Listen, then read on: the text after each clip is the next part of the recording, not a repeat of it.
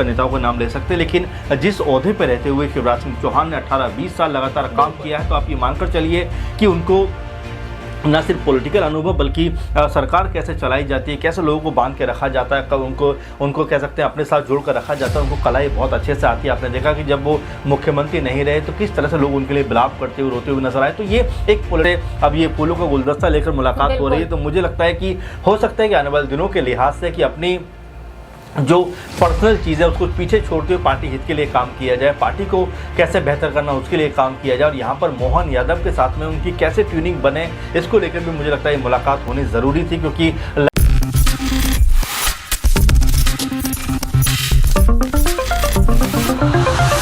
नमस्कार, मैं प्रांशी राठौर और आप देख रहे हैं नेक्स्ट 9 न्यूज। हमारे साथ इस वक्त मौजूद हैं हमारे सहयोगी अमन जी। सबसे पहले सर आपको बहुत बहुत स्वागत है जी।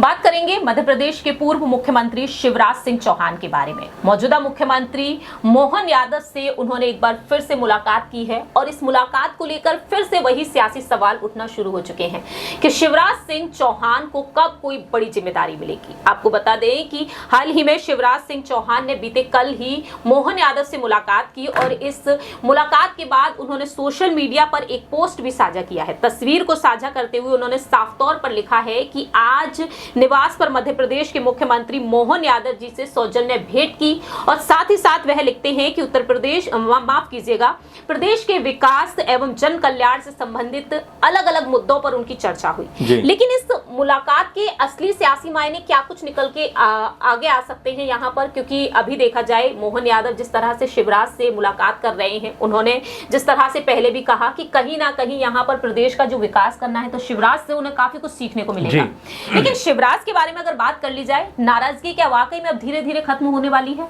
देखिए, लोकसभा चुनाव बहुत करीब है और ऐसे में जो 29 सीटें लोकसभा की बीजेपी की एक तरीके से कहें कि नजरें लगी हुई है मध्य प्रदेश के अंदर, और यहाँ पर शिवराज सिंह चौहान की भूमिका काफी बड़ी हो जाती है। अगर आप देखें 2014 में यहाँ से 27 सीटें बीजेपी जीती है, 2019 में 28 सीटें जीती है और ऐसे में 2024 सामने खड़ा हुआ है, तो यहाँ पर कितनी ज्यादा सीटें बीजेपी अपने कब्जे में लेखा है उसके ऊपर हो सकता है रणनीति बनने की शुरुआत। तो आपने शिवराज सिंह चौहान का जिक्र किया, जाहिर बात है कि इस समय मौजूदा परिस्थिति की अगर बात करें तो मध्य प्रदेश में उनसे अनुभवी आदमी बीजेपी के लिए शायद ही कोई दूसरा हो। हालांकि उमा भारती को आप नाम ले सकते हैं, इक्का दुक्का नेताओं का नाम ले सकते हैं, लेकिन जिस ओहदे पर रहते हुए शिवराज सिंह चौहान ने 18-20 साल लगातार काम किया है, तो आप ये मानकर चलिए कि उनको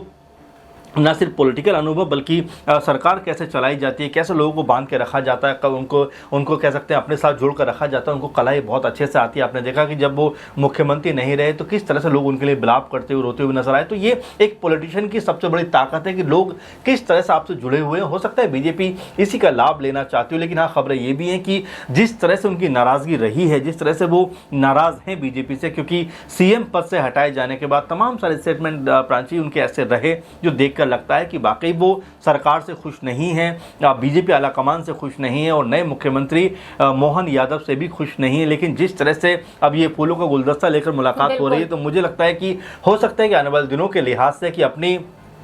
जो पर्सनल चीज़ है उसको पीछे छोड़ते हुए पार्टी हित के लिए काम किया जाए, पार्टी को कैसे बेहतर करना उसके लिए काम किया जाए, और यहाँ पर मोहन यादव के साथ में उनकी कैसे ट्यूनिंग बने इसको लेकर भी मुझे लगता है मुलाकात होनी ज़रूरी थी। क्योंकि लगातार दोनों अलग थलग कहीं ना कहीं दिखाई पड़ते हैं, और जिस तरह से शिवराज सिंह चौहान के बेटे ने कहा था कि अगर मोहन सरकार आपके वायदों पर खरी नहीं उतरती तो मैं इस सरकार से लड़ जाऊँगा, तो इस तरह का टशन आपस में देखने को मिल रहा था, वो हो सकता है इस मुलाकात के बाद ख़त्म होता हुआ नजर आया। और क्योंकि बहुत वक्त बचा है लोकसभा चुनाव के लिए, तो हो सकता है कि यहाँ पर दोनों मिलकर कुछ बेहतर करने की जो रणनीति है उसके ऊपर काम करते हुए नजर आए। आखिरी छोटा सा सवाल रहेगा मन जी, क्या वाकई में यहाँ पर राष्ट्रीय उपाध्यक्ष उन्हें बनाया जाएगा? जेपी नड्डा जी से दिल्ली में उनकी मुलाकात हुई, तब यही कहा गया। दूसरी तरफ वे कहते हैं कि मैं पार्टी का कार्यकर्ता हूँ और कार्यकर्ता के तौर पर हमेशा ही काम करता रहूंगा। और इनके अलावा देखा जाए तो यहाँ पर ये अटकलें भी तेज हैं कि छिंदवाड़ा लोकसभा सीट से वह चुनाव लड़ सकते हैं, केंद्र की सियासत में उन्हें कोई बड़ा पद मिल सकता है, मोदी कैबिनेट का हिस्सा वह बन सकते हैं। जी देखिए, बहुत सारी भी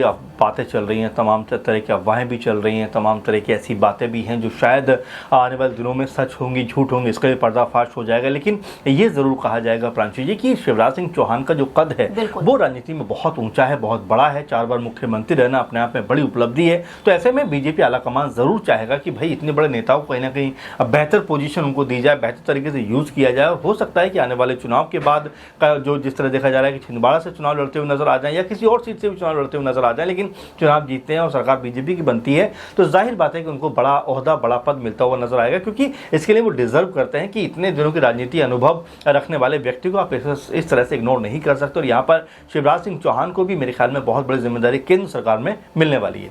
वाकई में अब कहीं ना कहीं केंद्र सरकार में उनको एक बड़ी जिम्मेदारी मिलती हुई नजर आ सकती है इन लोकसभा चुनाव में। देखते हैं कि आखिरकार शिवराज सिंह चौहान और मोहन यादव की ये मुलाकात क्या कुछ खास रंग लाती है प्रदेश में, ये काफी ज्यादा अहम है। फिलहाल इस खास रिपोर्ट में इतना ही। बाकी की तमाम अपडेट्स के लिए देखते रहिए नेक्स्ट 9 न्यूज।